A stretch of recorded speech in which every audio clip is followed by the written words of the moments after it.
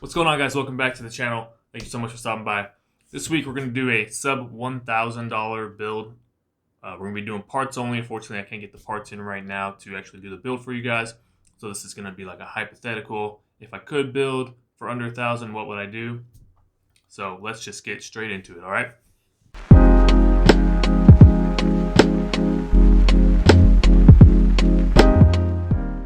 Alright guys, so as usual when we do these PC builds, we're going to start with the CPU being one of the most important parts of the build. And for this build, we're going to go with the AMD Ryzen 5 3600, 3.6 gigahertz, 6-core, 12-thread AMD processor, Zen 2 architecture. This is a great CPU for what you're going to be using for either gaming or for workstation, school, work, anything like that. The CPU is going to be able to tackle all of that workload. It's got a base clock speed of 3.6 gigahertz with a boost clock of 4.2 gigahertz. Author cache of 32 megabytes, supports up to 3200 megahertz DDR4, dual channel, really good card, especially for $200. That's a steal. We're going to put this card into the MSI B550M Pro VDH Wi-Fi motherboard. It is AM4 compatible, DDR4, PCI 4.0, and it's got Wi-Fi, which is nice. There is a possibility that you'll have to do a BIOS flashback with this motherboard. A super simple process though, so it's not really something to worry about. It does have a PCIe 4.0 slot, which is nice. And it comes with a flash BIOS button, so that way you don't have to actually install the CPU or the memory, and you can still update that motherboard's BIOS. As for the memory, we're going to go with the Corsair Vengeance LPX 16GB, 2 sticks at 8 gigs each, DDR4, 3200 megahertz. The CPU, these are like the requirements for that CPU, this is what it supports up to. And coming in at $90 is a really good deal. This is actually what I have in my system right now. And there's room in the future to add 2 more sticks if you want to do that. It's a cast latency of 16, which is good for what we're using it for. This overall is one of my favorite sticks I like to use in most of my builds. It's supported by every CPU basically. And it's only $90, which is a really good deal. And it's a great starting out kind of point. And you can, of course, like I said, always add more RAM in the future. For our storage, we went with the 1 terabyte Western Digital WD Blue NVMe internal SSD. We went to the NVMe. I mean, it's the fastest storage out there right now.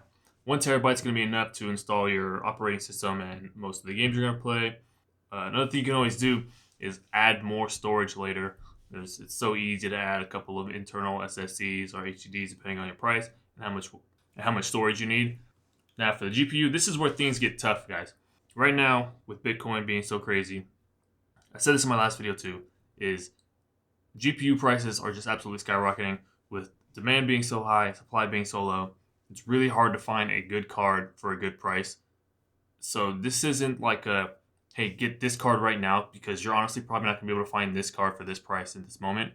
What you need to do is you need to take the budget that we have, which is about $300, and shop around your area. This one is the Asus Radeon RX 5500 XT, dual overclock, dual fan, 8GB.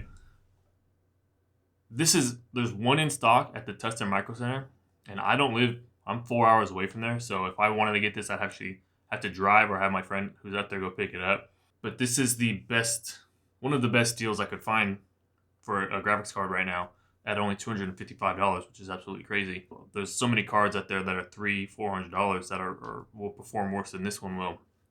So shop around your area. If you have a Micro Center by you, that's probably your best bet.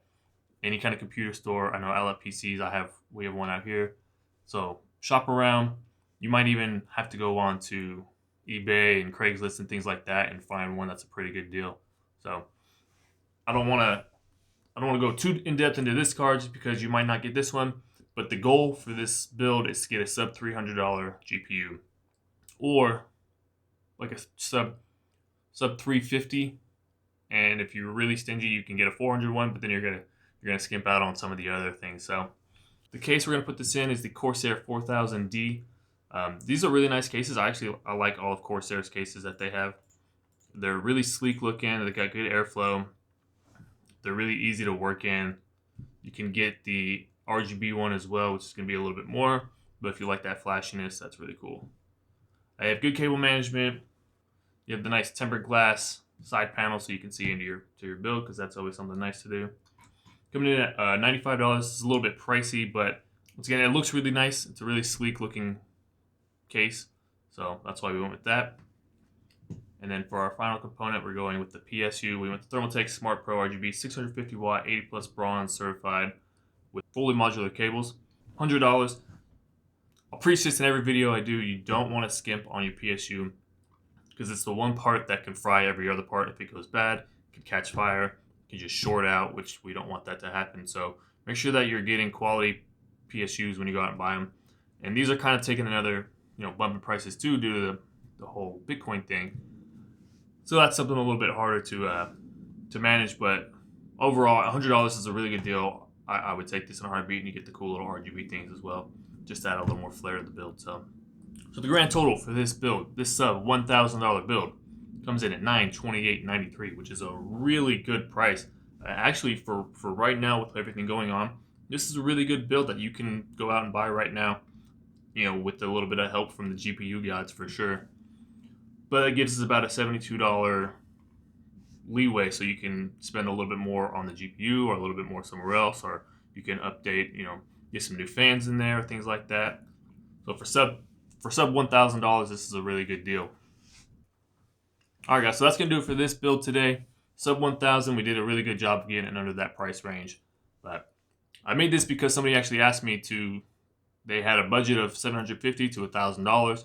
And I wanted to do something kind of in the middle of that, and I'm really excited. I hope they get to watch this video and see what kind of build you can get. And for the most part, with a little bit of help from the GPU gods, you can actually get a build just like this, maybe even a little bit better with that, about $80 extra spending room.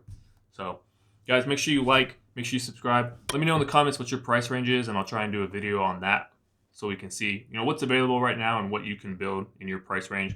I actually had a friend who hit me up, and he wants to build a workstation that will do 3D rendering with about a $2,500 budget. So hopefully we'll be working on that pretty soon, and I can actually get the pieces in and build that, and that'll be an awesome video for you guys. So thank you so much. Like, subscribe.